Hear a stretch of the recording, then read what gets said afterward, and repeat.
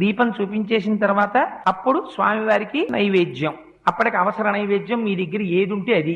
ఒకవేళ ఏదీ లేదనుకోండి, బాగా జ్ఞాపకం పెట్టుకోండి ఒక విషయాన్ని. మీరు రాత్రి ఓ అరడజన అరటిపళ్ళు తెచ్చుకుని అందులో 2 తినేశారనుకోండి, మిగిలిన 4లో ఒక పండు నైవేద్యం పెట్టకూడదు, ఉచ్ఛిష్టం అవుతుంది. ఎంగిలి నైవేద్యం పెట్టకండి. అదేంటంటే ఆ 4ని తినలేదు కదా అంటే కుదరదు.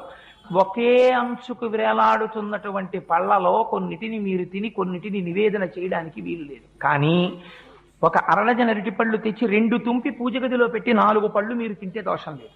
ఎందుకంటే ముందే విడతీసి ఈశ్వరుడి కోసం పెట్టేశారు. అందుకే శాస్త్రం అంది, మరి ఇలా ఒక్కొక్క రోజున ఇంట్లో అసలు ఉచ్ఛిష్టం కాని పదార్థం లేకపోతే మరి నివేదన ఎలాగా అంటే, శాస్త్రంలో రహస్యం ఏంటంటే ఎప్పుడూ కూడా అంటూ నిలవ చెయ్యడం అనేటటువంటి దోషములు లేని పదార్థం ప్రపంచంలో ఒక్కటే ఒక్కటి. అది దానికి మీరు నిలవ చేసిన దోషము ఉండదు, దానికి అంటు దోషము ఉండదు. అటువంటి పదార్థం ఒక్కటే బెల్లం ముక్క.